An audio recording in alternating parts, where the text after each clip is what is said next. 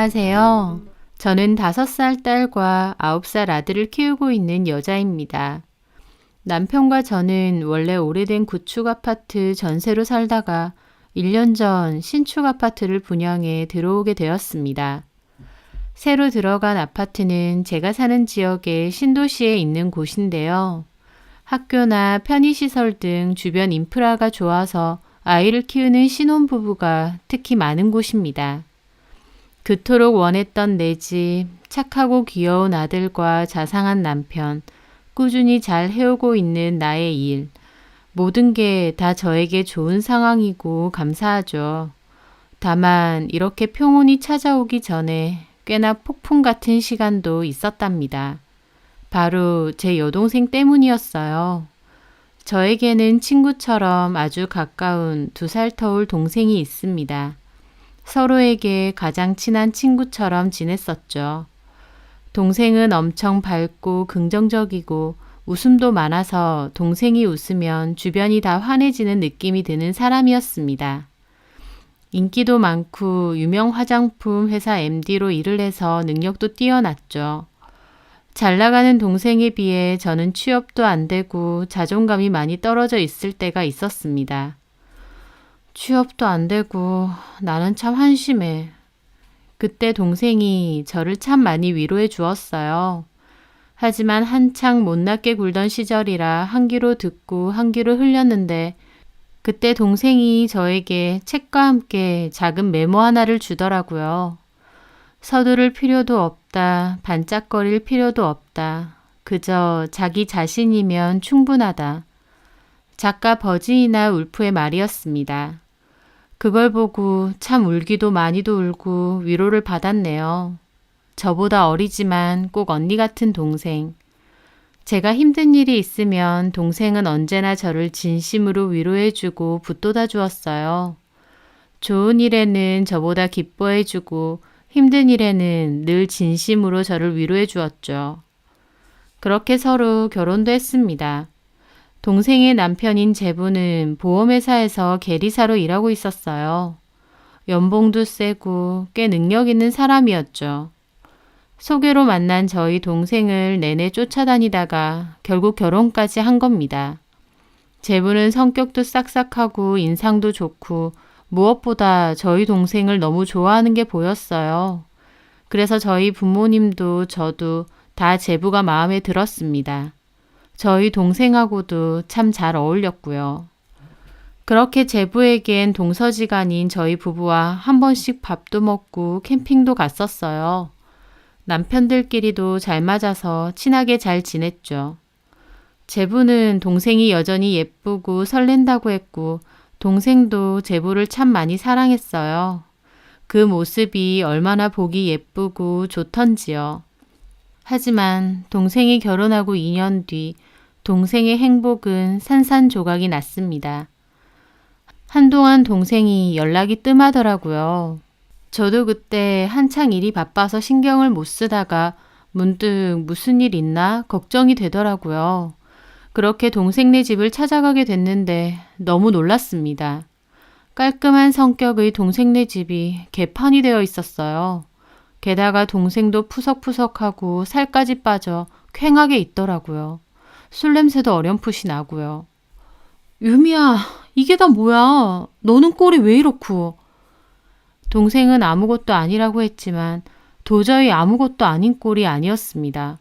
어떻게 된 거냐고 묻자 그제야 두 손으로 얼굴을 가리고 펑펑 울더군요. 고서방 바람났어 언니.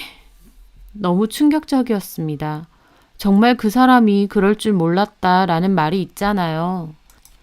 다른 사람은 다 몰라도 제부가 그럴 줄은 꿈에도 몰랐어요. 막말로 저희 남편이 바람을 폈다고 해도 그토록 놀라진 않을 정도였습니다. 그 정도로 동생과 제부의 사이는 몹시 특별해 보였고 동생에 대한 제부의 마음과 애정은 몹시 커 보였거든요. 그런데 다른 사람도 아니고 그런 제부가 결혼 2년 만에 바람이 났다뇨. 정말이야? 확실해? 좀 됐어. 바람 핀 거 내가 다 확인했고 고서방 지금 집 나간 지 이틀째야. 왜 나갔는데? 그년이랑 산다고. 이혼해달라고. 뭐라고? 이것들이 진짜? 동생이 꺼이꺼이 우는데 너무 화나고 가슴 아프고 그런 상황이 처음이라 어쩔 줄을 모르겠더라고요. 누군 줄은 알아? 어떻게 된 건데? 고서방 회사 직원. 근래 들어서 자꾸 의심스러운 짓을 하는 거야. 늦게 들어오고 옷에는 여자 향수 냄새 나고 무엇보다 나한테 엄청 시비 걸고 짜증내는 거야. 그 사람 다정하고 나한테 잘했잖아. 근데 요즘은 완전 나한테 함부로 하고 무시하고 이건 뭔가 있다 싶더라고. 그래서 고민하다가 차에다가 몰래 소형 카메라를 달았거든. 근데 동생은 훌쩍거리며 떨리는 손으로 핸드폰을 보여주더라고요. 저는 그걸 보는데 너무 놀라 폰을 떨어뜨렸습니다. 제부가 웬 여자와 차 안에서 스킨십하고 만지고 난리 부르스를 치고 있는 겁니다. 좀 어둡긴 하지만 화면 속 그 남자는 제부가 맞았습니다. 저도 너무 충격인데 동생은 오죽할까 싶더라고요. 동생도 거의 절규하듯 바닥에 엎드려 울더군요. 이것들이 미쳤나 진짜? 이거 제부 보여줬어? 이거 보여줬어. 그랬더니 지가 더 난리대? 나보고 스토커냐면서 어디서 함부로 몰카를 찍냐고 고소한대 나를. 뭐라고? 제부, 아니 그 자식 머리가 어떻게 된 거 아냐? 바람은 지가 펴놓고 너를 고소한다고? 그 사람 완전 눈 돌았어. 나도 이런 일 있고 깨달았는데 그 사람 사랑에 눈 돌아가면 앞뒤 안 보이나 봐. 나한테도 그렇게 했잖아. 결혼해달라고 그렇게 매달리고. 이제는 그 기집애한테 완전 빠졌나 봐. 동생은 하염없이 눈물을 흘렸습니다. 늘 밝고 활기차던 동생이 이렇게 처절하게 우는 모습을 보자 너무 가슴이 아프더라고요. 그 회사 찾아가자. 가만 안 둬. 그 여자 회사 그만뒀대. 애초에 계약직이어서 재계약도 안 됐고 그냥 그만뒀다는데 아마 고서방 그 여자 집 간 거 같아. 우리 월급 통장도 각자 관리하잖아. 바람 피는 거 알고 내가 얼마 전에 고서방 통장 뒤져봤는데 그 여자한테 돈도 엄청 보내줬더라고. 완전 그 여자한테 눈 돌았어. 나한테 이혼해달라고 하고. 저는 같이 눈물을 흘리며 동생을 안아주었습니다. 어떻게 이런 일이 생기나 가슴만 아프더라고요. 우린 끝났어, 언니. 그 사람도 마음 떴고 나도 이런 꼴 다 보고 더 이상 살 수 없어. 그래, 끝내. 이혼 아무것도 아니야. 너 그런 놈 때문에 이렇게 울고 할 필요도 없다. 완전 쓰레기 같은 놈이었는데 너나 우리 가족 다 속은 거야. 끝내자. 증거도 다 있고 언니랑 변호사 사무실 가자. 저는 그렇게 동생과 함께 이혼 소송을 준비하게 되었습니다. 하지만 동생은 정신적인 충격이 너무 컸던지 결국 회사도 휴직하고 집안에 틀어박혀 지냈어요. 그 때문에 제가 나서서 동생의 이혼 소송을 대리로 준비해야 될 정도였습니다. 동생은 정신적 충격에 의한 우울증이 왔고 약 먹고 병원 다니고 집에서도 잠만 자꾸 자려고 하더군요. 남편을 너무 사랑하고 믿었던 만큼 배신감과 충격도 큰 것 같았습니다. 나중에 얘기해서 알았지만 제부가 동생을 밀어서 동생이 다치기도 했대요. 하지만 남편에게 그렇게 폭행당했다는 게 너무 수치스러워 진단서도 안 끊고 흐지부지 지나갔었다네요. 동생을 그토록 사랑한다던 제부가 증거 동영상 내놓으라고 또 이혼해달라고 동생을 밀치고 위협까지 했으니 동생은 너무 충격적이고 아직도 무섭다고 했습니다.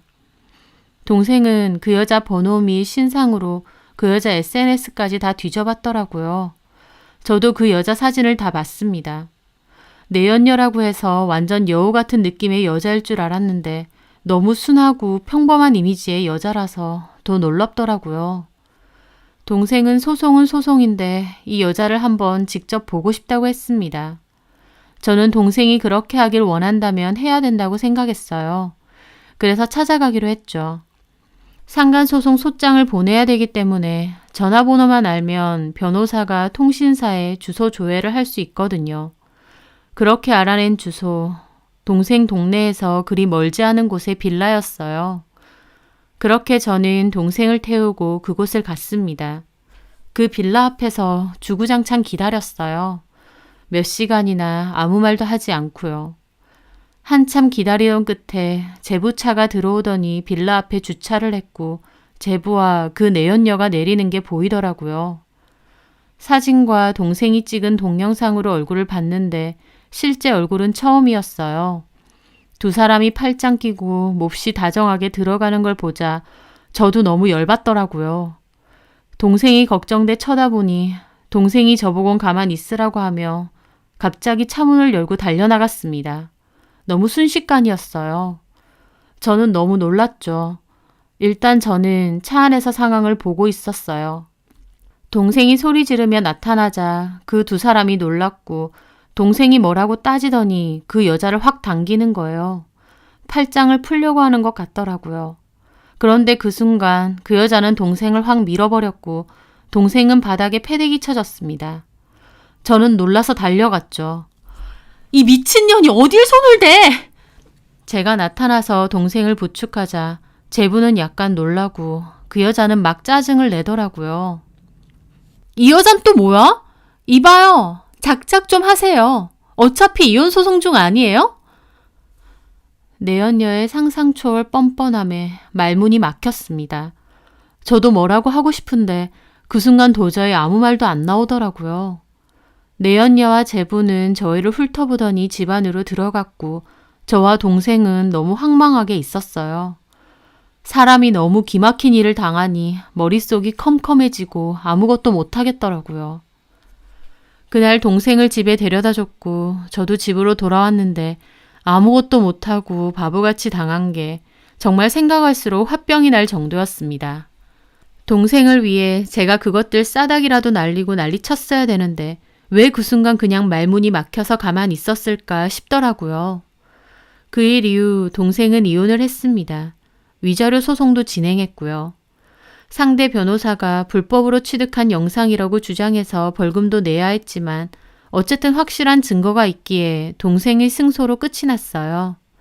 하지만 소송에서 이긴다고 동생의 상처도 없어지는 건 아니었습니다. 동생은 한동안 힘들어했어요. 하지만 저도 동생에게 그것들 보란 듯이 잘 살라고 얘기해줬고 동생도 다시 일어서려고 노력했습니다. 시간이 약이라는 말처럼 점차 동생도 많이 좋아졌어요. 그것들은 어떻게 됐냐고요? 1년 후 제부, 아니 동생의 전남편 얘기를 듣게 되었습니다. 내연녀 위자료 비용까지 다 내줬고 살림도 차렸다는데 그것들 1년도 못 살고 헤어졌대요. 제부가 일방적으로 버림받았다고 했습니다. 게다가 제부 회사에도 소문나서 제부는 일 그만두고 한동안 쉬다가 다른 곳으로 옮겼대요. 하지만 같은 업계다 보니 제부를 보는 시선이 좋지는 않다고 했습니다. 이 이야기는 어떻게 들었냐고요? 제부가 술 먹고 동생에게 잘못했다고 자기 벌 받는 것 같다고 전화해서 한 말이거든요. 저는 그 얘기 듣고 동생한테 다시는 그 인간 전화 받지 말고 수신 차단해버리라고 욕을 한 바가지 했어요. 또 한편으론 그 인간도 조금이라도 벌 받은 것 같아 다행이다 싶기도 했죠. 하지만 제부의 말로 그 내연녀는 자기 버리고 다른 남자에게 임신해서 결혼까지 했다고 했습니다. 그 내연녀도 참 대단하다 싶더라고요. 어느 드라마의 대사처럼 잠깐 갖고 놀다 버리려고 남의 꽃밭을 망쳐놓나 싶고요. 그 후 몇 년이 흘렀지만 제 동생도 그년도 어디 가서 발 뻗고 못 살았으면 좋겠다는 소리를 술 먹으면 한 번씩 하더라고요. 저도 제발 그러길 바랬습니다. 그런데 저는 정말 생각지도 못한 곳에서 그 여자를 보게 되었고 저에게 복수의 기회가 주어졌습니다. 제가 사는 지역이 큰 곳은 아니지만 어떻게 이렇게 다시 만날 수 있나 싶었어요. 어디서 만났냐고요? 바로 저희 둘째의 유치원 엄마 모임에서였습니다. 유치원 입학 후 반년 정도 지났을 때 같은 반 엄마들끼리 식사 자리에 가게 됐어요. 저는 일 때문에 그런 모임에 나가기가 힘들었는데 그때는 시간이 돼서 참석하게 되었죠. 친한 엄마도 한 명 있긴 하지만 대다수는 얼굴을 잘 모르다 보니 설레는 마음으로 그곳을 갔을 때였습니다. 제가 앉은 곳 대각선에 그 여자가 앉아 있었습니다. 그 여자 얼굴을 보는 순간 숨이 멎을 것 같더라고요. 그때 생각이 확 떠오르면서요. 저는 그 여자 얼굴을 절대 잊을 수가 없습니다. 제 동생을 밀치고 제가 동생을 부축하러 갔을 때 작작 좀 하라던 그 여자. 그런데 재밌는 게 저는 그 여자 얼굴을 아는데 그 여자는 제 얼굴을 기억 못 하더라고요. 그 여자를 가만 지켜보는데 정말 속에선 용암 같은 분노가 치솟았습니다. 내 동생은 이혼하고 정신과 다니고 그렇게 힘들어하고 괴로워했는데 이 여자는 제부랑 헤어진 후에 다른 남자 애까지 낳고 정말 아무렇지 않게 너무 평온한 얼굴로 웃고 떠들고 어떻게 이럴 수 있나 싶었습니다. 내가 그때는 아무 말 못하고 바보같이 넘어갔지만 오늘은 두고 보자 싶기도 하고요. 그래서 저는 수다 떨며 깔깔거리는 그 여자를 빤히 보다 말했죠. 재밌니? 제 말에 그 순간 분위기는 찬물이라도 끼얹은 양 조용해졌어요. 처음 온 제가 갑자기 그 여자한테 반말로 그렇게 말하니까요. 그 여자도 확 정색하더라고요. 네? 지금 저한테 얘기하신 거예요? 그래. 그 여자는 어이없다는 얼굴이더라고요. 소율이 어머님 맞으시죠? 언제 봤다고 반말이세요? 되게 무례하시네요. 무례할 만 하니까 하지. 뭐라고? 그 여자도 기막히다는 듯 발끈하고 주변의 다른 엄마들도 놀라서 저를 말리더라고요. 왜 그래요, 소율 엄마? 저도 코웃음 치며 말했습니다. 기억도 안 나나 보네. 나는 너무 기억 잘 나는데. 당신이 누군데? 파들파들 거리는 여자에게 제가 말했죠. 고우연 몰라? 그 순간 그 여자 정말 얼굴이 새하얗게 질리더라고요. 다른 엄마들 숨죽이고 저희를 보고 있고요. 그 여자는 몹시 놀란 얼굴로 저를 보다가 그제야 생각이 난 듯 갑자기 그러는 거예요. 저기 밖에서 얘기하시죠. 싫은데? 내가 왜? 나보고 누구냐고 물었지? 얘기해 줄게. 네가 바람 펴서 가정 빼앗고 이혼시킨 그 남자의 처형이잖아. 나 봤잖아. 나랑 내 동생한테 작작 좀 하라며. 너 상간소송도 당했잖아. 다 잊었어? 내 동생 이혼시키고 제부랑 살림 차려서 살다가 그 와중에 다른 남자애 임신해서 도망갔다며? 와, 진짜 너도 스펙터클하다. 내 동생은 이혼하고 정신과 치료받고 정말 힘들었는데 너는 그 사이에 다른 남자랑 애도 낳고 아무렇지 않게 잘 살았네? 세상에 이런 법이 어딨지? 제 말에 엄마들 경악하고 난리가 났습니다. 그 여자는 당황해서 어쩔 줄을 몰라 하더라고요. 그러더니 박박 우겨대더군요.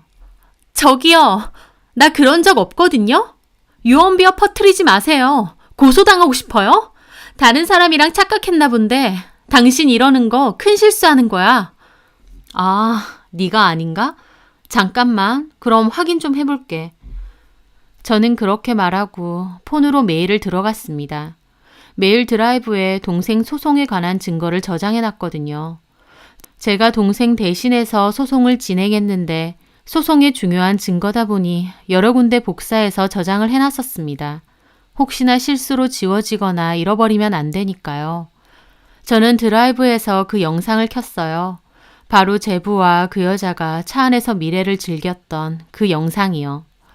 저는 그 영상을 재생시키고 주변 엄마들 몰려와 그 영상을 보더군요. 여러분들이 봐주실래요? 이분이 저분 맞는 것 같죠? 엄마들 입이 뜨악해서 미쳤다면서 그 여자 다 노려보고 그 여자 득달같이 제 폰을 뺏으려는 거예요. 저도 안 뺏기려는데 그 순간 옆에 엄마 하나가 그 여자 팔을 잡아 밀치더라고요. 뭐 이런 더러운 년이 다 있어. 이런 기집애랑 우리 애랑 같은 유치원 다닌 거야? 그러니까 불결해 진짜. 민준 엄마 그런 사람이었어. 옆에 있던 엄마들이 더 난리가 났습니다. 완전 삿대질하면서 그 여자를 몰아세웠고 그 바람에 그 카페에 있던 다른 손님들까지 다 쳐다보고 그 여자는 어버버 하더라고요. 저는 그 꼴을 우습게 보며 말했죠. 어때요 여러분? 저 여자 맞는 것 같죠? 완전요. 세상에 그런 줄도 모르고 우리 애랑 저 집 애랑 친하게 지냈는데 너무 싫어. 야, 너 당장 유치원 그만둬. 완전 뻔뻔하네, 저 여자. 이 동네에서 꺼져! 엄마들이 난리치고 그 여자 막 당황해서 어쩔 줄 몰라 하더니 그대로 카페 밖으로 도망가더라고요. 저는 그걸 보고 영상을 껐습니다. 그 여자 나가고 나서 엄마들 더 난리가 났죠. 꿈에도 몰랐다느니, 저 여자가 그런 여자였나느니. 그 여자와 친하게 지냈다는 엄마들은 더 경악하고요. 저는 엄마들에게는 실례하겠다 말하고 그곳을 떠났습니다. 그 후에 어떻게 됐냐고요? 온 동네가 뒤집어졌습니다. 맘카페에 그날의 일이 다 올라왔고 댓글이 몇백 개가 달릴 정도였어요. 그 여자가 어떤 여자인지도 올라오고 그 여자 남편이랑 같은 회사 다닌다는 동네 지인도 댓글을 달았죠. 그 후에도 후일담이 올라왔는데 이 정도로 소문이 나니 당연히 그 남편도 알게 된 모양이었습니다. 그 여자랑 같은 아파트 산다는 회원이 글을 올렸는데 그 일 있고 얼마 지나지 않아 남편이 애와 짐을 들고 어딜 가는 걸 봤대요. 그 후 집도 금매로 내놨다 하고요. 남편끼리 같은 회사 다닌다는 회원 얘기론 그 여자와 그 여자 남편 이혼 소송 진행 중이고 각자 본가로 들어가서 산다고 했대요. 남편은 너 같은 여자한테 애 못 맡긴다고 네 몸만 나가라 해서 아이도 남편이 데리고 갔다더라고요. 온 동네에 소문이 다 퍼져서 후일담을 듣기는 참 편하더라고요. 물론 그런 일을 터뜨렸으니 저나 저희 아이까지도 한동안 카페에서 폭로했던 그 여자래 하는 소리를 들어야 했죠. 좋은 일은 아니었지만 피해자도 아니고 괜찮았습니다. 후련하기도 했고요.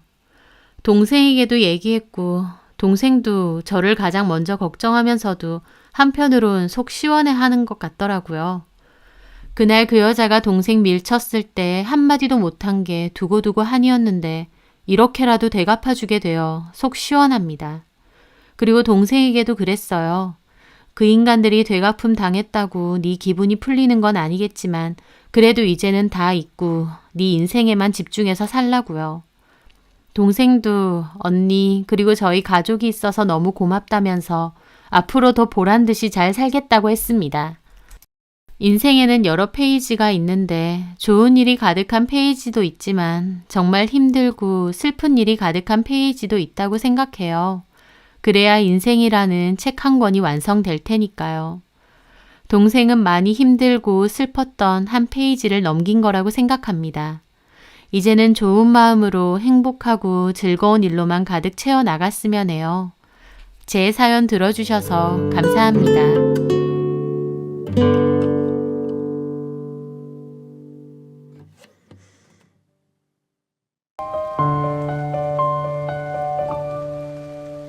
안녕하세요.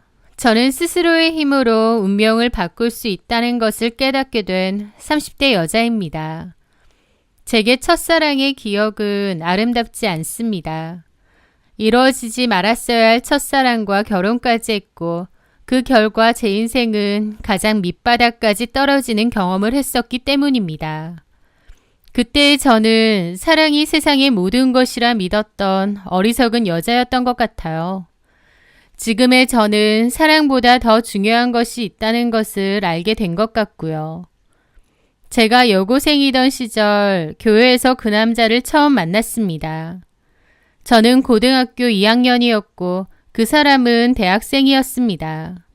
이름은 이진우였죠. 그 전까지 저는 남자친구 한번 사귀어본 적이 없었는데 어른스럽고 차분해 보이는 그 오빠에게 첫눈에 반했던 것 같아요.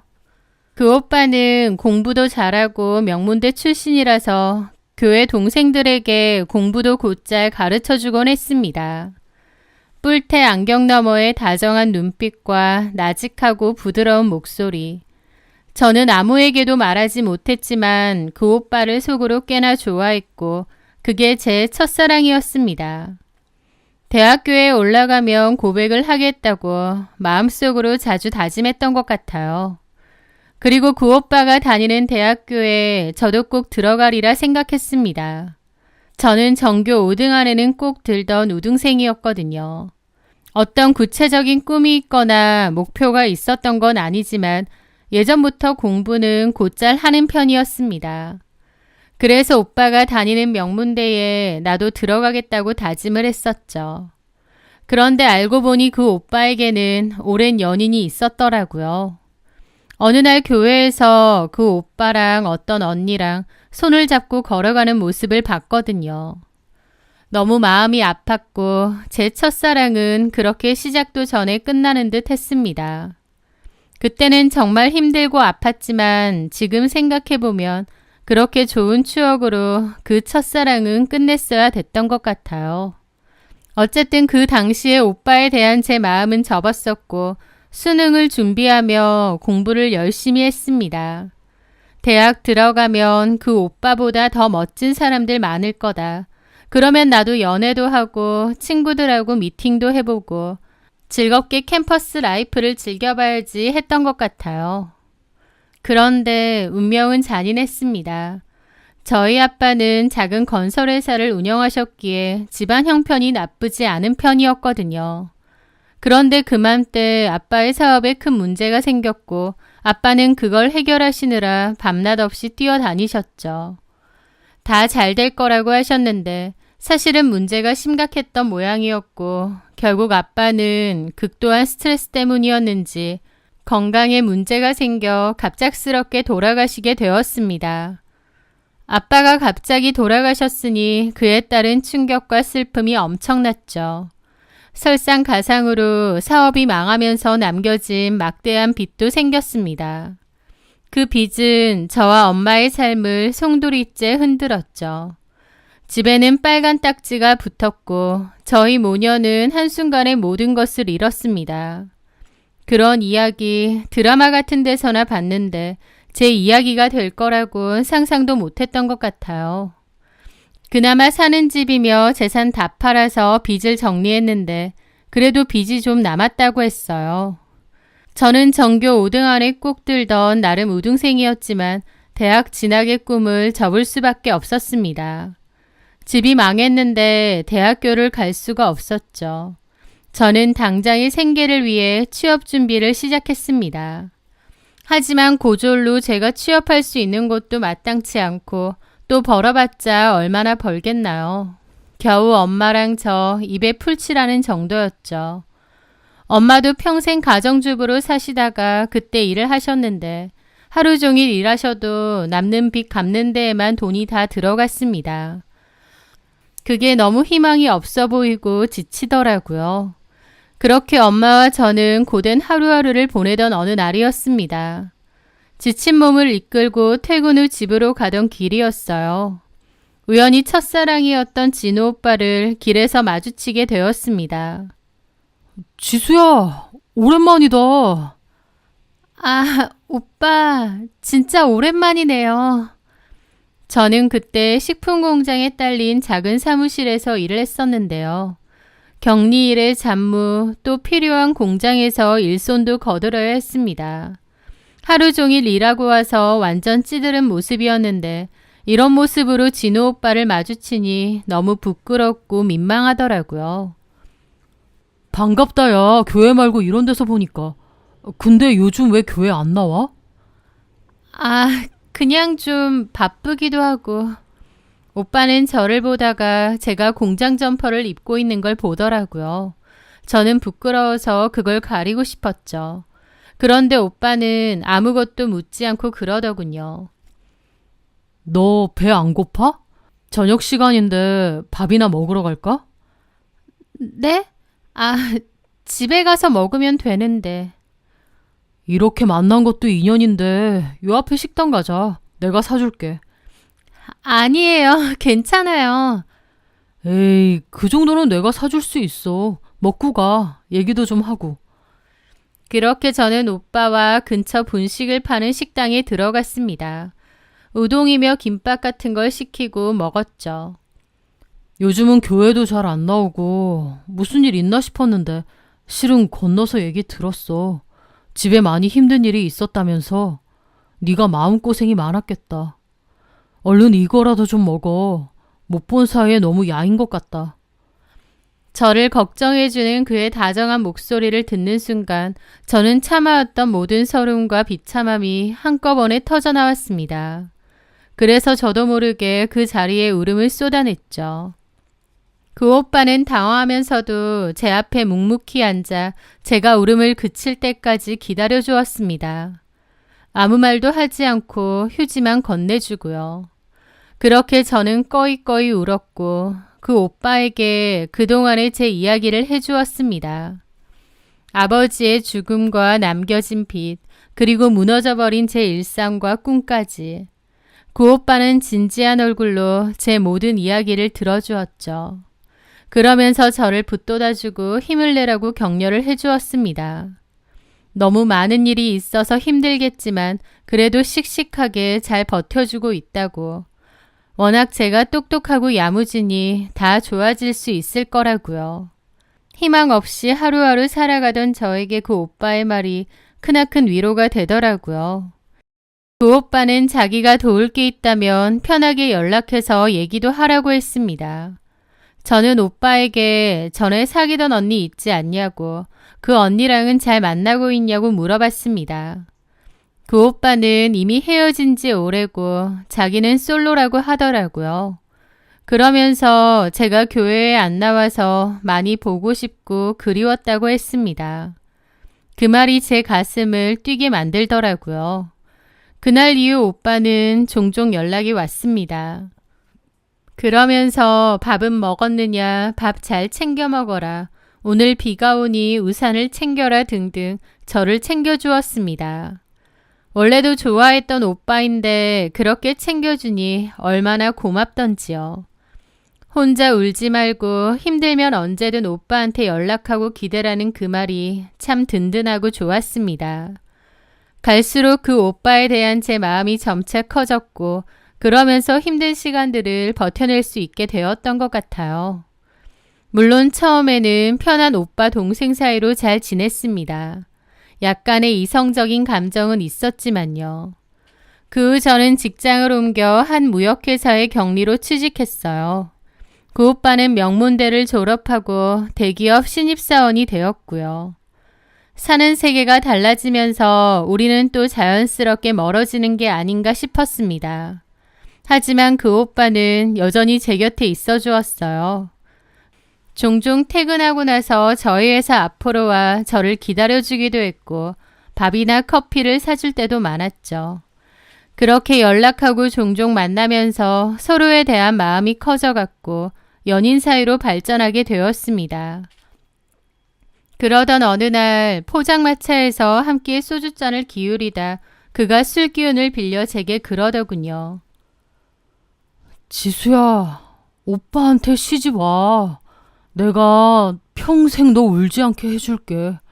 네 옆에서 가장 든든한 울타리가 되어줄게. 저는 오빠의 진심 어린 고백에 눈물을 흘렸고 또 그 약속을 굳게 믿었습니다. 저의 울타리가 되어준다는 그 모습이 꼭 돌아가신 아빠 같았어요. 늘 제 곁에서 힘이 되어주는 오빠가 고마웠고 또 많이 좋아했기에 당연히 오빠와 결혼도 하고 싶었어요. 그래서 너무 좋은 마음으로 오빠의 청혼을 받아들였습니다. 하지만 현실의 벽은 저희의 사랑보다 훨씬 높고 단단한 것 같더라고요. 왜냐면 오빠네 집에서 저를 극구 반대했거든요. 그 이유는 저희 집 형편이 어렵고 또 제가 고졸이라는 이유 때문이었습니다. 오빠의 부모님은 한우 전문점을 크게 운영하는 자수성가한 사장님이셨어요. 오빠가 자기 부모님 소개를 해준다고 저를 오빠네 부모님이 계신 가게로 데리고 갔었는데요. 저는 태어나서 처음으로 그런 멸시가 담긴 눈빛을 받아보았던 것 같습니다. 오빠의 부모님, 특히 어머님은 노골적으로 제가 마음에 안 든 티를 내셨고 헤어지길 바라셨거든요. 어머님은 뚱한 표정으로 있으시다가 저한테 불쑥 손을 보여주시더군요. 내가 가방끈은 짧지만 이 손으로 이만큼 성공하고 일궜다. 돈은 죽어라 벌었는데 가방끈 짧은 게 평생 한이었지. 그래서 우리 아들 둘한테 정말 할 수 있는 거 다 해가며 키웠어. 그래서 큰아들도 크게 사업하고 있고 우리 둘째 진우도 명문대 나오고 지금 대기업 다니는 거 알지? 내가 그렇게 키우려고 얼마나 갖은 노력 다 했겠니? 그리고 내가 그만큼 우리 아들들에게 거는 기대가 얼마나 크겠어. 그 기대라고 하면 당연히 며느리감도 포함인 거다. 그런데 들어보니 지수 너는 고졸에 어디 듣도 보도 못한 회사 다닌다고 하고 아버지도 안 계시고 어머니랑 둘이 산다며? 어머니도 어디 식당에 일 나가신다고 하고. 네가 생각해봐라. 우리 아들 옆에 네가 어울린다고 생각하니? 아, 엄마, 말이 너무 심하잖아요. 지수 열심히 사는 애고 똑똑하고. 누가 열심히 안 살았대? 나는 아등바등 악착같이 사는 며느리 얻고 싶은 게 아니야. 좋은 집에서 좋은 교육받고 자란 그런 며느리를 원하는 거다. 얘 지수야, 진우가 너 똑똑하다고 하니 내 말 무슨 뜻인지 이해하지? 사랑한다면 사랑하는 사람 앞길 막는 거 아니지. 저는 어머님 말에 눈물이 흘렀고 어머님은 냉정하게 고개를 돌리셨어요. 어머님, 아버님은 저를 몹시 탐탁치 않아 하셨기에 저는 처음엔 오빠와 헤어질 생각도 있었습니다. 하지만 오빠는 절대 저랑 헤어질 수 없다고 했고 그 후로 2년 정도 더 만났습니다. 부모님의 반대를 무릅쓰고 몰래 사랑을 이어갔던 거죠. 오빠네 부모님이 제 조건이 마음에 안 들어 하신다는 걸 머리로는 이해하면서도 저도 제 상황이 어쩔 수 없었기에 서글프기도 했습니다. 그리고 오빠를 너무 사랑했기에 헤어지고 싶지도 않았고요. 그래서 허락을 기다렸던 거였어요. 오빠는 제게 미안해하며 어떻게든 부모님을 설득하겠다고 약속했습니다. 그러다가 2년 뒤 제 뱃속에 새 생명이 찾아온 후에야 저희는 겨우 결혼을 허락받을 수 있었습니다. 어머님은 제 임신 소식에 애까지 가졌다니 어쩌겠니 라며 마지못해 허락을 해주셨어요. 흔쾌히 결혼 승낙을 해주신 건 아니지만 그래도 저를 받아들여 주신 게 너무 감사하더라고요. 어쨌든 그렇게 저는 결혼했고 그 오빠는 제 남편이 되었습니다.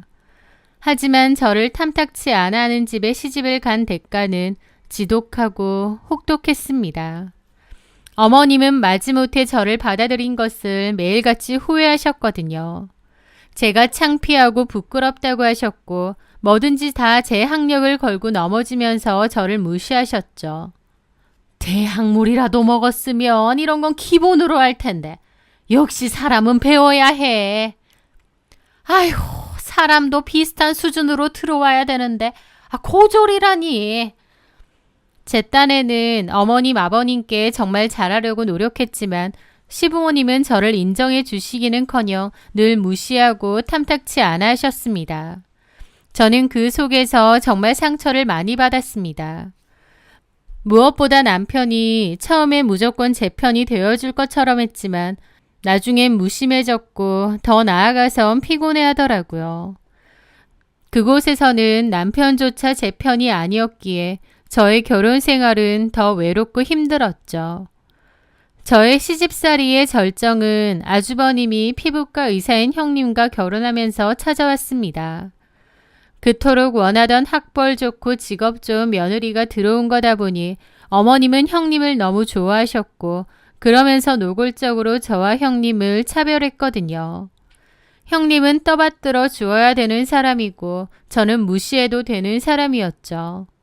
형님이 시댁에 올 때면 정말 손에 물 한 방울 안 묻히게 하려고 하셨는데 제 앞에선 일부러 노골적으로 더 그러셨던 것 같아요.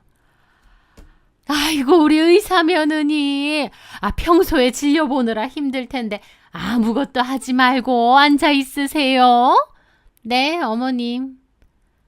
어머님은 형님에게 보이는 표정과는 정반대로 저를 노려보셨습니다. 너 뭐하니? 형님 뭐 마실 거라도 좀 가져다 줘야지. 네. 과일도 좀 들고 오고 그리고 저기 설거지거리 안 보이니? 그것도 싹 씻어서 정리해놔. 아휴, 쟤는 눈치껏 하는 게 없어.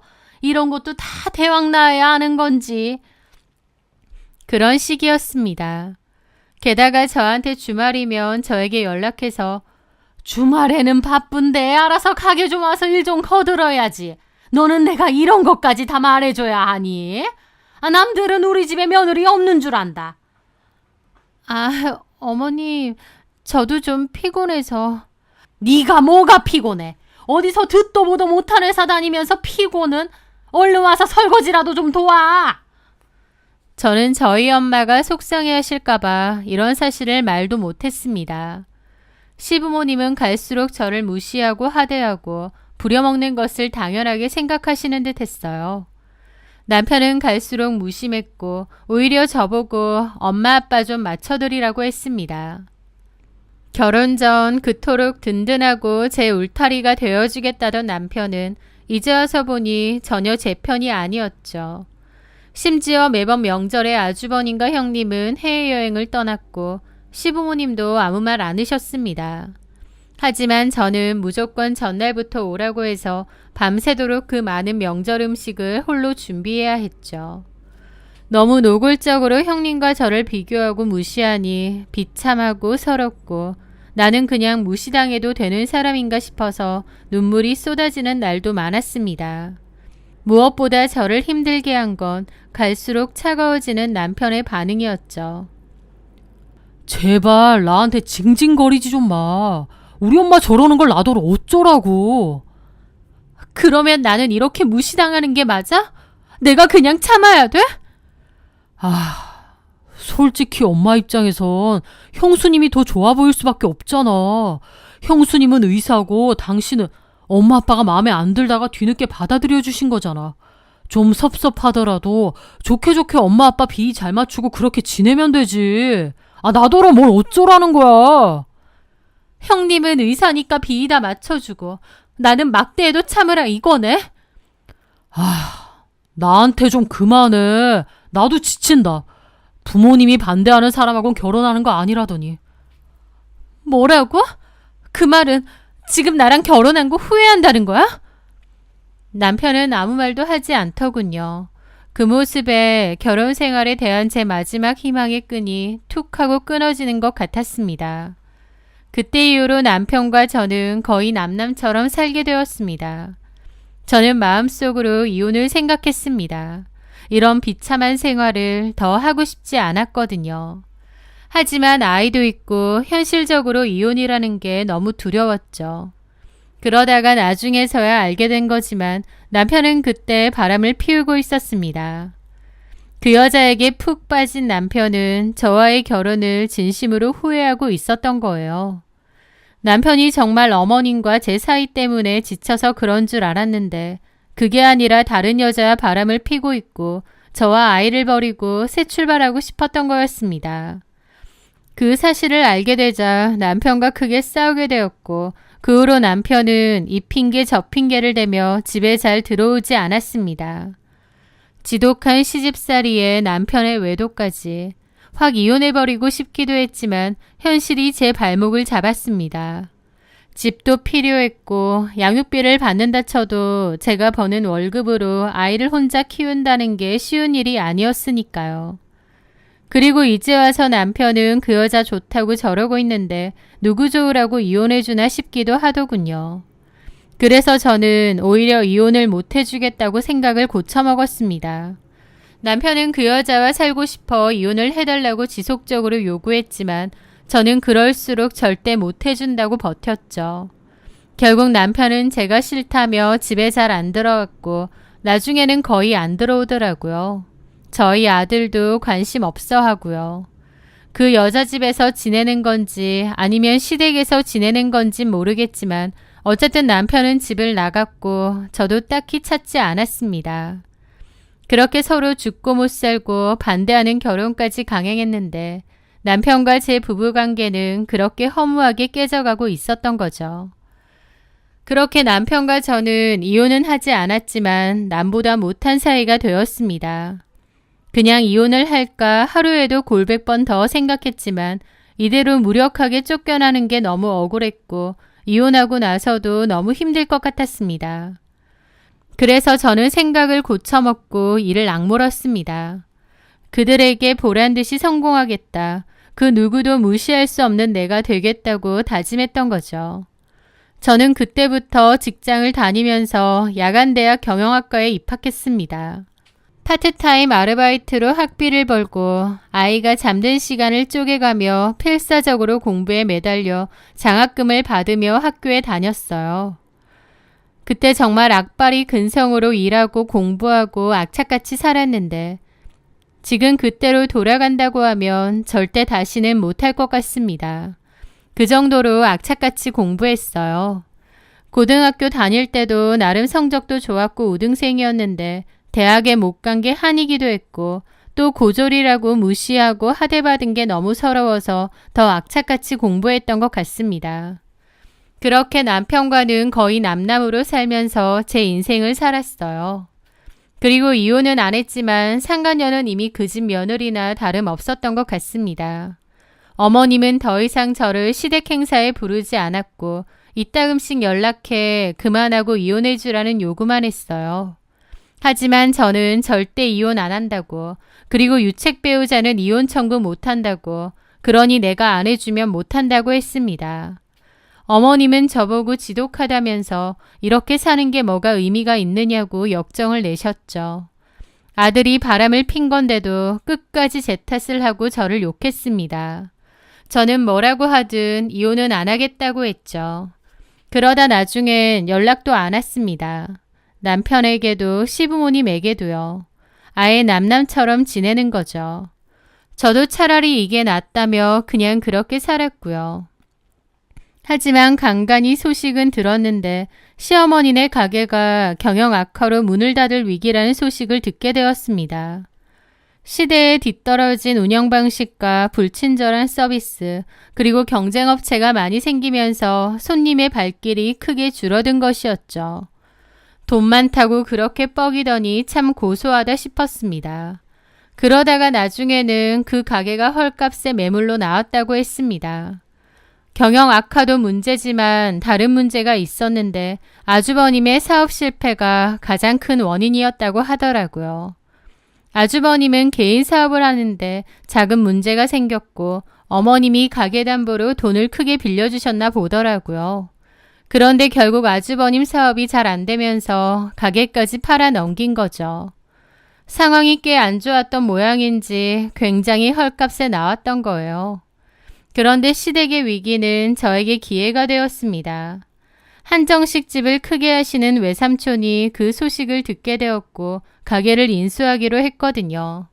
그러면서 저와 엄마에게 그 가게를 맡아서 일을 하라고 맡기신 거죠.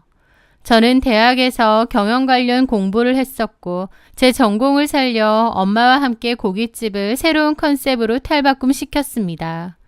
세련된 인테리어와 마케팅, 그리고 외삼촌의 한정식집 음식 노하우까지 더해졌죠. 엄마와 저는 정말 열심히 일했고 저희 가게는 날로 번창하게 되었습니다. 사실 위치가 워낙에 좋은 곳이었다 보니 사람들이 많이 찾기도 했고요. 그렇게 시간이 흐르는 사이에 많은 것이 변했습니다. 아주버님은 사업 실패로 인해 무직이 되었고 형님과의 이혼 이야기가 오간다고 하더라고요. 저는 이제 끝날 때가 됐다 싶었죠. 그리고 남편에게 이혼해준다고 했습니다. 남보다도 못한 생활 이만 끝내자고요. 그리고 마침 어머님 생신이니 마지막 생신을 함께 치르자고 했습니다. 남편과 시댁 식구들은 제가 이혼해준다고 하니 알겠다고 했죠. 저는 제 식당을 알려줬고 어머님은 여기 예전에 우리 가게 아니었냐고 왜 하필 이런 데서 보느냐고 역정을 내셨다더군요. 하지만 남편이 이제 이혼하고 남남인데 좋게 좋게 끝내자고 했다더라고요. 하여튼 그렇게 시댁 식구들을 몇 년 만에 보게 되었습니다. 시어머니는 예전과 완전히 달라진 세련된 가게의 모습에 기분이 상한 것 같았습니다. 주위를 둘러보며 저한테 그러는 겁니다. 너는 예약을 해도 왜 꼭 여기에서 하니? 내가 여기 오는 게 기분이 좋을 것 같아? 남편이 어머님을 말리더라고요. 조용히 이혼 얘기하고 끝내야 되니 좋게 좋게 마무리하자는 것 같았죠. 그래도 고맙잖아요. 이혼하는 마당에 엄마 생신 챙겨준다고. 저는 그런 남편을 보며 말했죠. 내가 이혼해준다고 하니 기분 좋은가 봐? 기분 좋을 게 뭐 있겠어. 내가 이혼해주면 그 여자랑 살 거지? 제 말에 남편은 아무 말도 않더라고요. 저는 어머님께 말했죠. 어머님 그렇게 아끼시던 형님은 지금 이혼 준비한다면서요. 결국 아들 둘 다 이혼하게 생겼네요. 그런데 제 말에 어머님은 긁혔는지 발끈하시더라고요. 그래서? 우리 진우 지금 만나는 애만 해도 너보다 훨씬 나은데? 너처럼 고졸도 아니고 직장도 괜찮다. 아, 그래요? 근데 고졸 소리 이제 그만하세요. 어머님이 그런 말할 처지 아니잖아요. 어머님은 고졸도 아니고 중졸이시라면서요. 뭐라고? 저 그리고 고졸 아니에요. 지금 대학 다니고 있고 곧 졸업 앞두고 있거든요. 거짓말 작작해라. 거짓말 아니에요. 졸업하고 나서 S대 경영대학원도 들어가려고 준비하고 있어요. 어머님 저 고졸이라고 하도 무시해서 제가 한이 너무 많아서요. 대학교 들어갔습니다. 장학금 받으면서 다녔고요. 어머님과 남편은 황당한 표정을 짓더라고요. 정말이야? 그래. 나도 예전엔 상황이 안 좋아서 대학 못 간 것뿐이야. 맘만 먹으면 공부머리는 당신보다 내가 더 나을걸? 물론 나는 학벌로 사람 무시하고 그러진 않으니까 어머님 중졸이라고 무시하는 그런 무식한 짓은 안 할게요. 뭐야? 그리고 식사 맛있게 하세요. 여기 제 식당이거든요. 그 말에 시댁 식구들이 다 놀란 얼굴이었죠. 그게 무슨... 여기가 어떻게 네 식당이야? 저희 외삼촌이 인수하셨고 엄마랑 제가 운영하고 있어요. 보시다시피 장사는 아주 잘 되고 있고요. 참, 당신한테 이거 줄게. 내 도장 찍은 이혼 서류야. 이혼은 해줄 건데 상간소송도 할 거야. 변호사 선임 준비도 마쳤으니 기대해. 참, 그리고 어머님, 앞으로는 학벌 가지고 사람 무시하고 그러지 마세요. 막말로 어머님 학벌이 누굴 무시해요. 어디서 그러고 다니면 무식하다는 소리 듣기 십상이에요. 예전에는 돈이라도 많으셨지. 이제는 돈도 없고 뭐 내세울 거 하나 없으시잖아요. 누가 누굴 무시하겠어요? 그리고 당신 그 상간녀랑 결혼 잘해봐. 지금은 그 여자한테 푹 빠져있나 보네. 예전에 나한테 울타리가 되어준다느니 믿고 결혼하자느니 온갖 사탕 발림 다 했는데 결국 이렇게 뒤통수 쳤잖아. 그 여자한텐 그러지 말고 오래오래 잘 살아. 저는 다시 어머님에게 말했습니다. 그래도 가족으로 살아온 기간도 있으니 마지막으로 식사 대접은 하고 싶어서 이렇게 불렀어요. 어머님 아버님도 제가 대접하는 마지막 생신상이니 많이 드세요. 저희 가게니까 부담 갖지 마시고요. 그 말에 시댁 식구들 표정이 잿빛으로 변하더라고요. 찬물이라도 끼얹은 것처럼 조용했죠. 그러더니 어머님이 그냥 자리에서 확 일어나서 나가버리는 겁니다. 아버님과 남편도 굳은 얼굴로 조용히 나갔죠. 저는 그 모습을 코웃음 치며 지켜봤습니다. 그 후 저는 국내 최고의 로펌을 통해 남편과 상간녀를 대상으로 위자료 소송을 진행했습니다. 그리고 양육권 소송에서도 쉽게 제가 이기게 되었죠. 참고로 남편은 저랑 헤어지고 나서 그 상간녀랑 시작한 모양이었던 것 같은데 정작 그 상간녀는 남편에게 헤어지자고 한 모양이더라고요. 딱히 남편하고 결혼까지 할 생각은 아니었던 것 같아요. 그렇게 저는 그 집과의 악연을 끝냈습니다. 지금 저는 사랑하는 아들 그리고 엄마와 함께 행복하게 살고 있어요. 불과 몇 년 전과 비교해보면 완전히 달라진 제 삶을 돌아보며 이 모든 것이 꿈 같기도 합니다. 전 시모에게 그렇게 무시를 당했고 남편에게 배신까지 당했던 저. 그대로 주저앉을 수도 있었지만 가장 건설적인 방법으로 제 상황을 이겨냈습니다. 제가 더 잘 돼서 보란 듯이 미련 없이 헤어질 수 있는 방법으로요. 많이 힘들기도 했지만 그 시간들이 있었기에 지금의 저도 있는 게 아닌가 싶어요. 그 악덕한 시어머니와 회피형 남편 때문에 오히려 제가 마음먹고 공부도 악착같이 하고 지금처럼 잘 살 수 있는 거니까요. 저나 위복이라고 좋게 생각하고 앞으로도 더 행복하게 살려고 합니다. 제 사연 들어주셔서 감사합니다.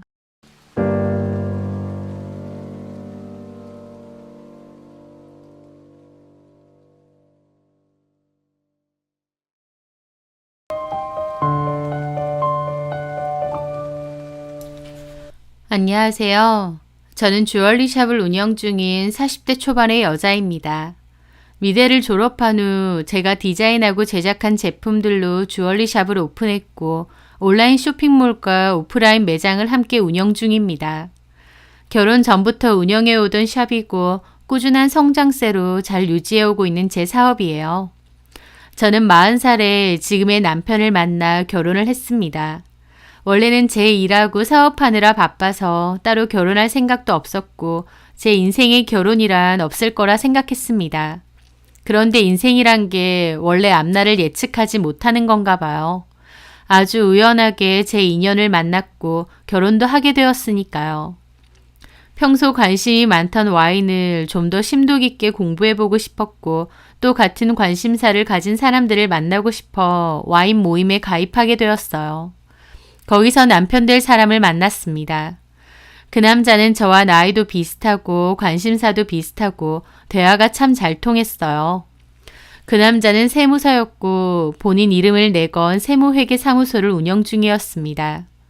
저도 사업을 운영 중이다 보니 세무 관련 상담이 필요할 때가 많았는데 원래 일을 맡기던 사무실이 별로 탐탁지가 않았거든요.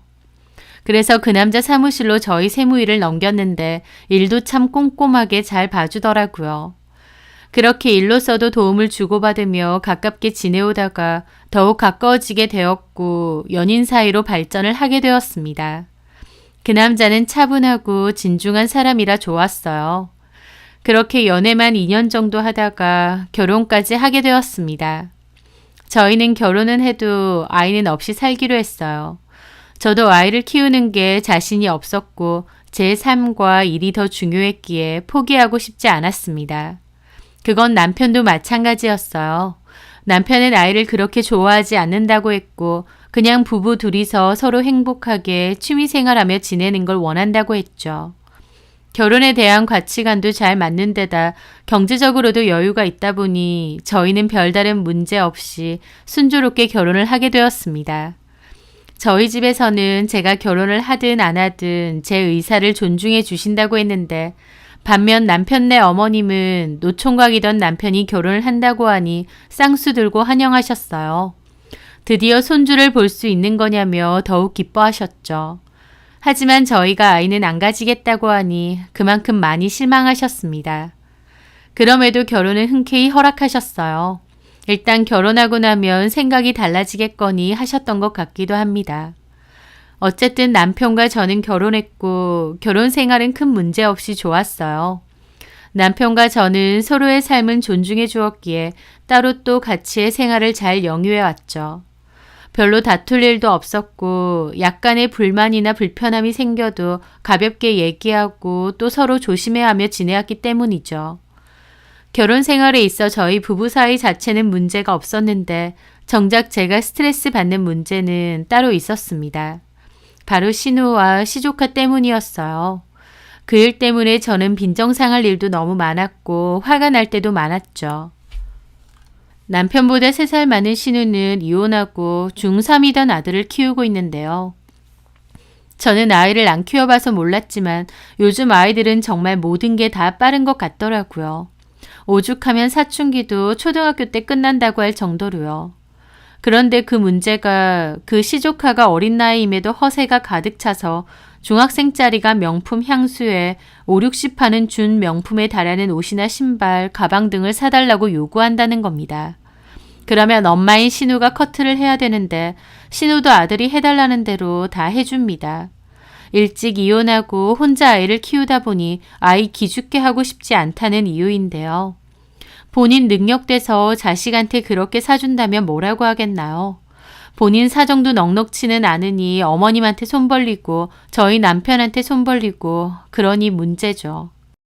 생활비가 모자라고 힘들어서 가족들에게 도와달라고 하는 건 저도 이해하는데 중학생 시조카 명품 옷하고 신발 사줘야 돼서 돈 해달라고 하는 건 다른 얘기잖아요. 전 도무지 이해가 안 되는데 신우는 그저 자기 아들이라면 안쓰럽고 안타까워하면서 해달라는 건 다 해줍니다. 심지어 카드까지 줘서 용돈도 엄청 많이 쓴다고 하더라고요. 그래서인지 시조카도 나이도 어린데 버릇도 없고 있었고 돈도 어른도 우습게 하는 경향이 있었어요. 제 입장에선 친조카도 아니고 시조카인데다 버릇도 없으니 좋게 보이지도 않죠. 하지만 그렇다고 제가 딱히 뭐라고 할 것도 아니니 그냥 적당한 거리의 사이로 지내고 있었습니다. 그런데 신우는 처음부터도 저에게 참 얄밉게 잘 굴었어요. 결혼하고 얼마 뒤 시댁에 가서 어머님, 신우와 함께 식사를 했는데요. 어머님이 아이는 정말 안 가질 거냐 다시 물어보시더라고요. 너네 정말 아이 안 가질 거야? 너네가 돈이 없는 것도 아니고 왜 아이를 안 가진다는 거야? 아이 낳으면 얼마나 예쁘고 나중에 든든하겠어. 그 말에 남편이 먼저 나서서 차단했습니다. 엄마, 결혼 전에도 말했잖아요. 우리는 아이 안 가진다고. 그냥 우리 둘이서 재밌게 살고 싶어. 그 말에 신우가 그러더군요. 애 낳아보면 얼마나 좋은데 그걸 모르네. 아이가 주는 행복이 얼마나 큰지 몰라? 옳게 살면서 그런 행복도 겪어보고 싶지 않아? 나는 애를 안 낳은 사람은 제대로 된 어른이 안 됐다고 봐. 하더라고요. 저 그 말 듣는데 어이가 좀 없었습니다. 다른 사람도 아니고 신우 입에서 저런 말이 나오니 특히 더요.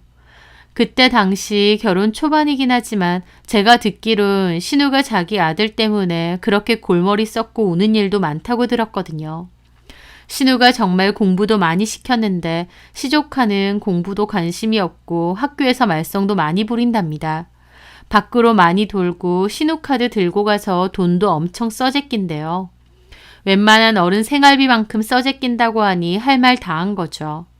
그래서 제가 남편에게 듣기론 신우가 어머님 붙들고 울면서 내가 쟤 때문에 못 살겠다 하소연도 많이 했다던데 그러면서 제 앞에서는 아이가 주는 행복이니 어쩌니 하니까 우습지 않겠나요?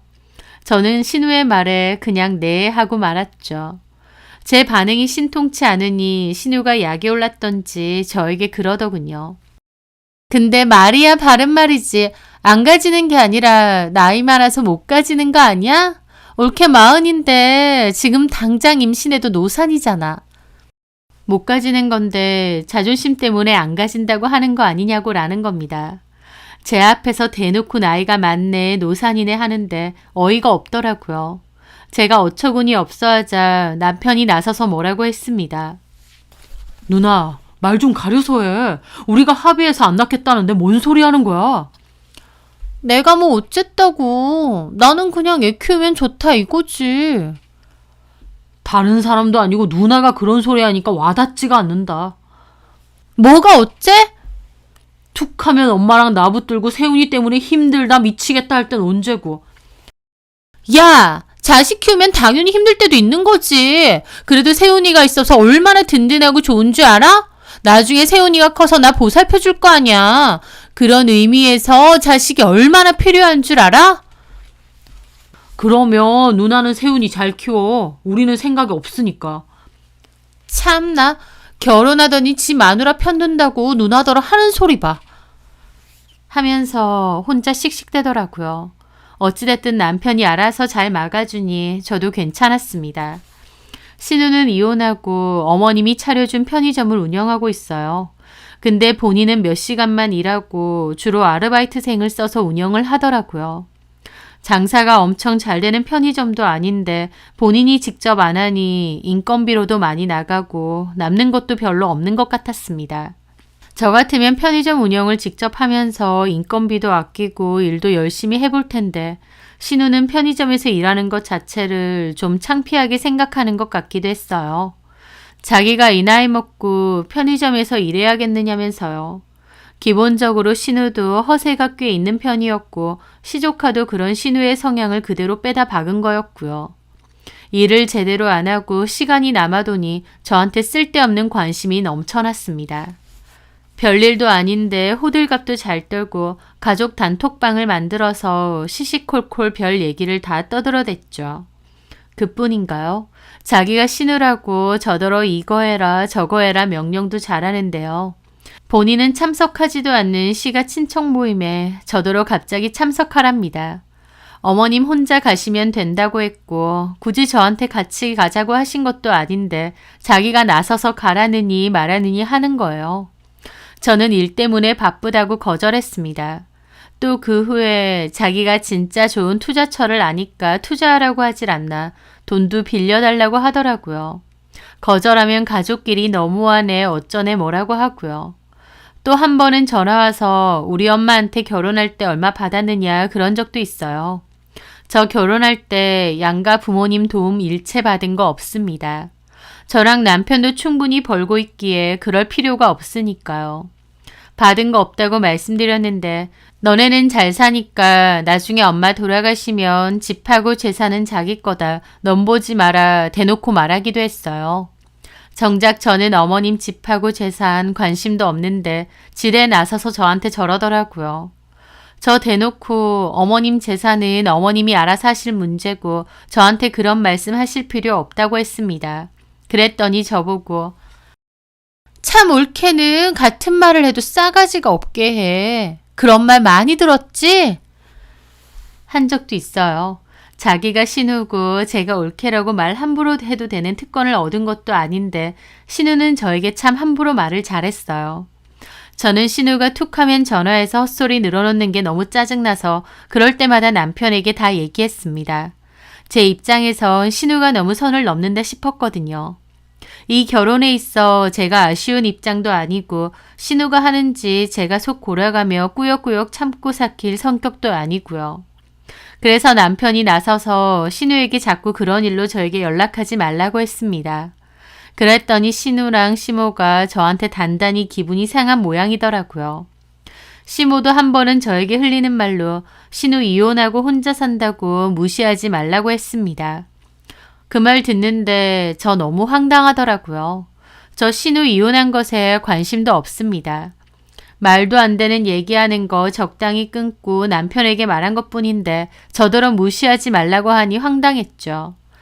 신우는 저희 남편이 나서서 차단을 해도 그 뒤로도 저한테 하고 싶은 말 다 했어요. 곧 죽어도 신우 노릇은 해야겠다는 심보가 보였죠. 게다가 제가 운영하는 매장도 잘 놀러 왔습니다. 어머님과 시조카 데리고 온 적도 있고 시조카랑 온 적도 있고 자기 혼자 온 적도 있어요. 특히 시조카를 데리고 올 때면 억지로 온 건지 조카는 시종일관 짜증내고 툴툴거립니다. 숙모인 저한테 인사도 잘 안 해요. 저렇게 성가셔하는데 뭐하러 데리고 다니나 싶을 정도였죠. 신우는 저희 매장 오면 주얼리 제품들 구경하고 이게 예쁘네 저게 예쁘네 잘 그래요. 달라 이거죠. 초반엔 두어 번 신우랑 시어머니에게 고가의 제품을 선물한 적도 있습니다. 그런데 그 뒤로도 툭하면 찾아와서 시조카 금팔찌를 하나 선물해 달라느니 자기 지인한테 선물해 주게 그냥 달라느니 어쩌느니 하길래 대놓고 그냥은 못 드리고 돈 달라고 했습니다. 어머님도 가족끼리 이거 하나 못 주냐고 그 돈 내가 주면 되느냐 뭐라고 하시길래 그럼 어머님이 주세요 하고 어머님 카드로 냉큼 긁었습니다. 어머님과 신우 눈에 제가 호락호락하지 않으니 더더욱 눈에 가신 것 같더라고요. 어쨌든 그러던 어느 날 신우가 또 전화가 왔어요. 그러면서 이제 조카가 중학교 졸업한다고 저더러 졸업 선물 뭐 해줄 거냐 대놓고 말했습니다. 뭐가 필요한데요? 이제 고등학생 될 거니까 저도 돈 좀 써서 필요한 거 하나 해줄 생각이 있었어요. 뭐 학교 다닐 때 쓸 가방이라던가 겨울 외투 같은 거요. 근데 신우 한다는 말이 사과 로고의 고사양 노트북을 사달라는 겁니다. 가격으로 치면 근 300만 원 가까이 하는 고가의 노트북을요. 저는 너무 황당하고 놀라서 물었죠. 이제 중학교 졸업하는 학생이 그 비싼 노트북이 왜 필요한가요? 끼케야 공부에 필요한 인터넷 강의 들을 때 쓰거나 게임 정도 할 텐데 300만 원짜리 노트북이라뇨. 네? 아니 그게 왜 필요한데요? 세윤이가 그게 사고 싶대. 이제 고등학생 될 거니까 공부 열심히 할 건가 봐. 그걸로 인터넷 강의도 들어야 되고 요즘 그거 들고 다니는 애들 많대. 인터넷 강의 정도는 5, 60만 원 하는 노트북으로도 충분해요. 300만 원 정도 되는 노트북은 3D 모델링하거나 용량 무거운 프로그램 돌리는 일을 하는 직장인들이나 쓰는 거죠. 제 말에 신우 몹시 발끈하더라고요. 옳게. 누굴 가르쳐? 말투가 좀 그렇다. 세훈이 지가 필요하니까 알아보고 사달라는 거겠지. 주변 친구들 다 그 정도 들고 다닌다는데 세훈이만 50만 원짜리 들고 다니라고? 라는 겁니다. 어이가 없었죠. 주변 친구들이 다 비싼 거 들고 다닌다고 본인도 들어야 되나요? 참 신우의 교육관이 이해가 안 됐지만 본인 돈으로 본인 자식 거 사주면 누가 뭐라고 하겠나요? 왜 저한테 그걸 당당하게 사달라고 하는지 이해가 안 되더라고요. 형님, 그건 어려울 것 같아요. 300만 원이 적은 돈도 아니고 세훈이 졸업 선물 사줄 생각은 있는데 그 정도 고가의 노트북은 어려울 것 같습니다. 참나. 아니 돈을 못 버는 사람도 아니고 올케한테 300만 원 정도면 그렇게 큰 돈도 아니잖아. 하나밖에 없는 조카 위해서 그 정도도 못해? 너무 야박하게 군다. 신우는 저한테 맡겨놓은 거 달라는 것처럼 굴더라고요. 어쨌든 그건 좀 어려울 것 같습니다. 차라리 가방이라던가 운동화 정도는 제가 해줄 수 있어요. 야, 됐어. 너 누구 적서네? 라고 갑자기 급발진하며 소리를 지르는 겁니다. 네? 야라고 하셨어요, 저한테? 그래, 내가 두고 보자 하니까 너 시댁 식구들이 우습게 보여? 어따 대고 야라고 하세요. 저 형님한테 야소리 들을 이유 없습니다. 아주 잘났어. 그럼 돈 번다고 자랑을 말던가. 제가 언제 자랑을 했어요? 저 일하는 거 돈 버는 거 한 번도 형님 앞에서 얘기한 적도 없습니다. 비싼 명품 가방 처매고 다니고 비싼 미용실 다니고 보란듯이 명품 로고 있는 코트 입고 시댁 오는 게 자랑하는 거지. 너 일부러 나 기죽으라고 그렇게 뻗쳐 입고 다니는 거 내가 모를 줄 알아? 라는 겁니다. 어이가 없어서 기가 막혔죠. 제가 옷 입고 다니는 거, 가방 들고 다니는 것으로 자기를 기죽이려고 했다는 겁니다. 무슨 말 같지도 않은 소린가요?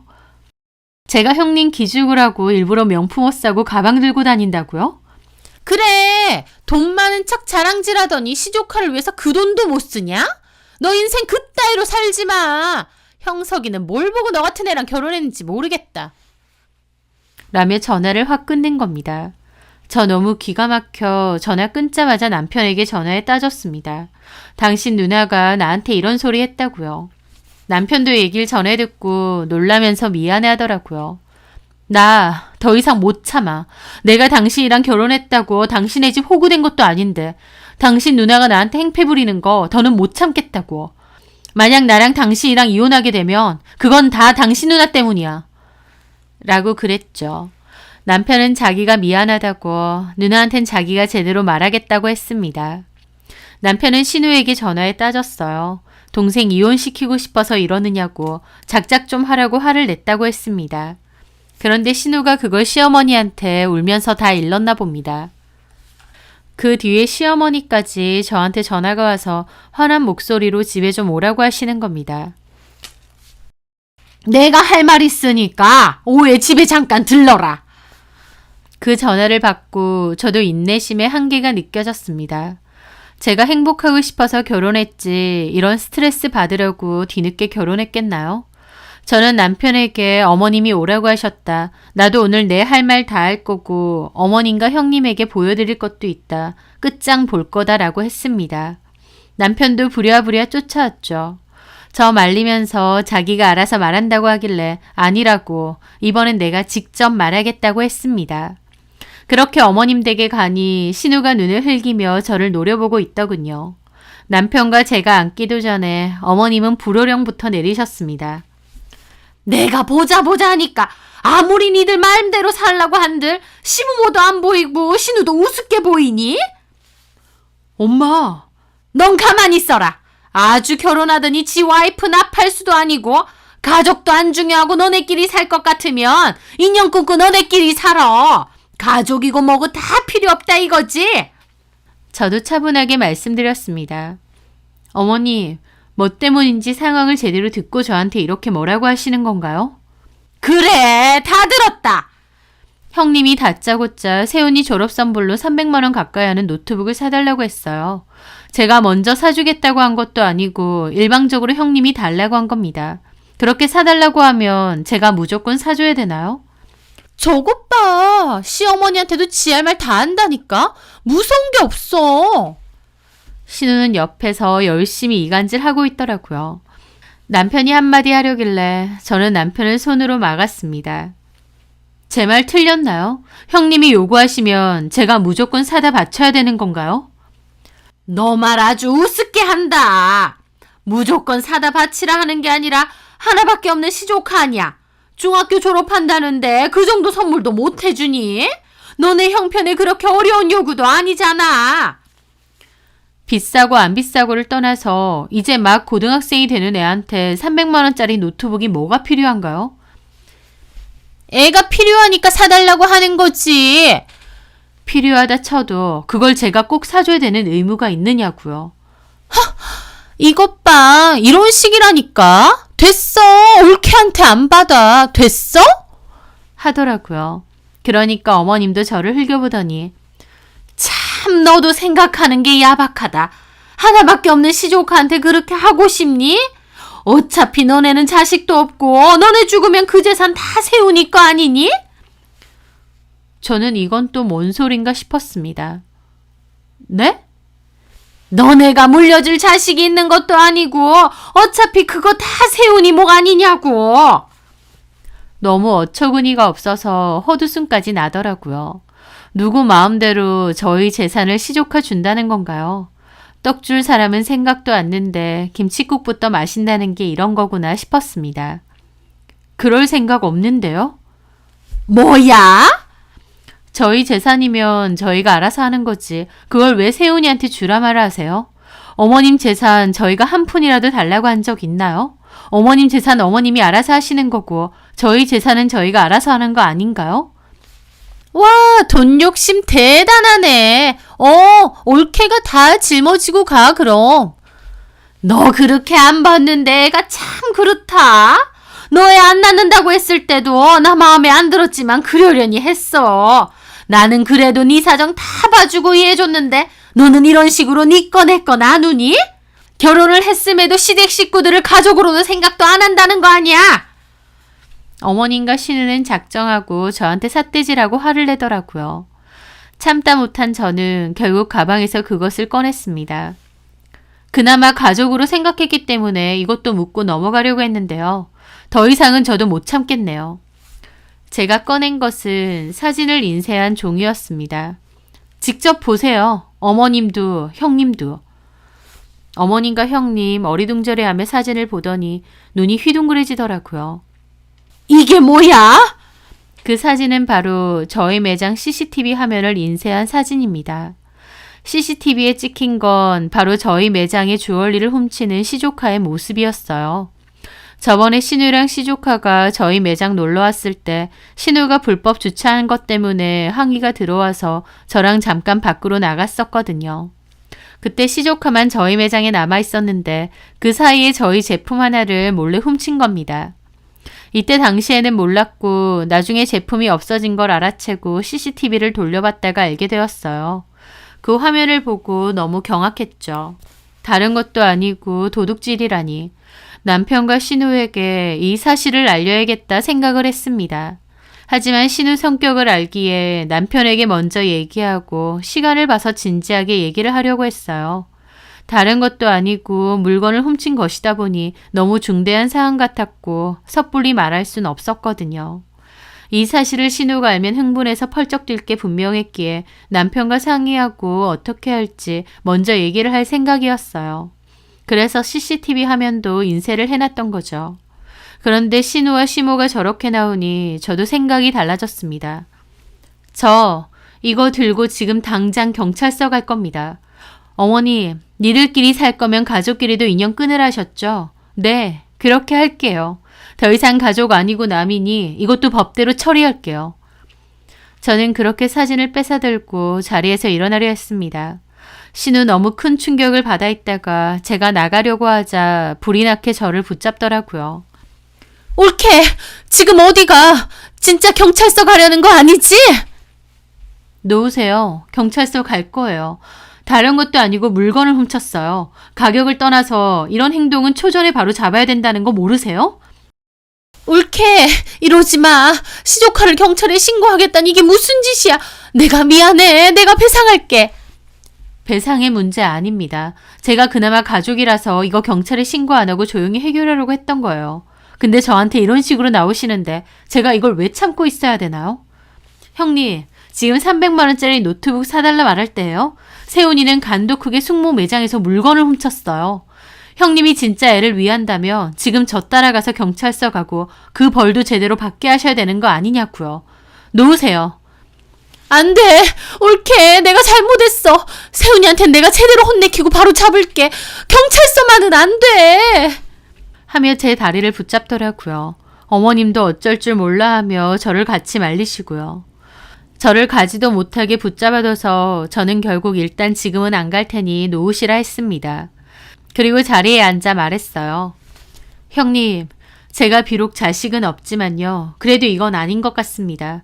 자식 교육 이렇게 시키시면 나중에 크게 후회하세요. 그래, 누나 이런 식으로 애 키우면 나중에 정말 큰일 나. 남편과 제 말에 신우는 아무 말 못하고 고개만 푹 숙이고 있더라고요. 당장 세훈이 불러. 그 훔쳐간 것도 갖고 오라 그러고. 남편의 말에 형님도 마지못해 전화를 걸었습니다. 너 어디야? 지금 당장 할머니 데리고 와. 다리 몽둥이 분질러뜨리기 전에 지금 당장 오라고. 신우 화가 머리 끝까지 나서 소리를 빽 지르더라고요. 결혼한 이래로 신우가 조카한테 저렇게 화내면서 말하는 건 처음 봤습니다. 그리고서도 시조카는 빨리 안 와서 신우가 다시 전화해서 네 물건 다 버리고 쫓아내기 전에 당장 할머니 집으로 오라고 소리를 질렀고 결국 한참 뒤에 시조카가 궁시렁거리며 오더라고요. 신우는 화가 나서 시조카가 들어오자마자 사진을 집어던졌습니다. 야, 이 자식아! 물건을 훔쳐? 네가 도둑놈이야? 엄마가 너를 그렇게 키웠어? 신우가 몸을 부들부들 떨며 소리를 질렀고 조카도 사진을 보더니 놀랐는지 눈치만 보더라고요. 신우가 분에 못 이겨서 조카 머리통도 후려갈기고 더 때리려고 하길래 어머님이 뜯어 말렸어요. 이혼하고 너 하나 보고 키웠는데 어떻게 이런 짓을 저질러? 너 그거 어쨌어? 훔친 거 어쨌어? 조카는 우물쭈물 하더라고요. 바른 대로 말 못해? 혜윤이 줬는데. 혜윤이가 누구야? 내 여자친구. 뭐? 여자친구? 신우 거의 뒷목 잡고 넘어지려고 하더라고요. 너 그거 당장 받아와. 아, 준 걸 어떻게 받아와. 가오가 있지. 쪽팔리게. 우리 100일 선물로 준 거란 말이야. 뭐가 어째? 가오? 쪽팔려? 너 진짜 경찰서 가야 정신 차릴래? 경찰서? 그래, 너랑 나랑 그냥 콱 죽자, 어? 하면서 신우는 조카 등짝을 때렸습니다. 신우가 꺼이꺼이 울었고 가만히 있던 저희 남편도 굳은 얼굴로 조카에게 엄하게 말했어요. 문세훈. 네. 너 이게 얼마나 큰일인지 모르지? 어디 숙모 가게 와서 물건을 훔쳐? 남편의 말에 시조카는 반성도 없이 비죽비죽 거리더라고요. 다시 주면 되잖아요. 아, 진짜. 뭐라고? 야, 임마! 너 이럴 때는 죄송합니다 라고 먼저 해야 될 거 아니야? 너 도저히 안 되겠다. 경찰서 가자. 하면서 남편이 더 화가 나서 조카 팔을 무자비하게 잡아 끌고 밖으로 끌고 나갔어요. 조카 그제야 시겁하면서 신우더러 엄마를 외쳤지만 저희 남편 그러든가 말든가 그대로 질질 끌고 경찰서 근처까지 갔습니다. 안 가려고 발버둥 치는 걸 진짜 개 끌고 가듯 끌고 갔죠. 조카 가는 길에 울고불고 잘못했다고 빌고 저희 남편 꿈쩍도 않고 끌고 갔어요. 저랑 신우 어머님까지 급하게 쫓아갔죠. 팥줄소 앞 다다라서 조카 잘못했다고 다신 안 그런다고 절규하며 눈물 콧물 흘리고 빌었습니다. 훔친 것도 다시 들고 오고 다시는 안 그런다고요. 저희 남편 숙모에게 제대로 사과하라고 했죠.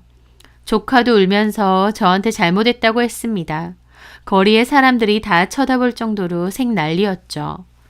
그렇게 한바탕 하고 집으로 돌아왔고 조카는 울면서 목걸이 다시 받아온다고 나갔습니다. 집에 와서도 어머님도 신우도 아무 말 안 하고 땅만 보고 있더라고요. 저는 사진 다시 잘 챙기고 일어났고 먼저 갈 테니 남편들은 목걸이 챙겨오라고 했습니다. 그러고 나가는 동안에도 형님과 어머님도 아무 말도 못하더라고요. 그 뒤로 목걸이는 돌려받았어요. 남편이 시켰는지 형님 저에게 전화해서 미안하다고 했고 저는 앞으로 별다른 사유 없으면 전화하지 마시라고 했습니다.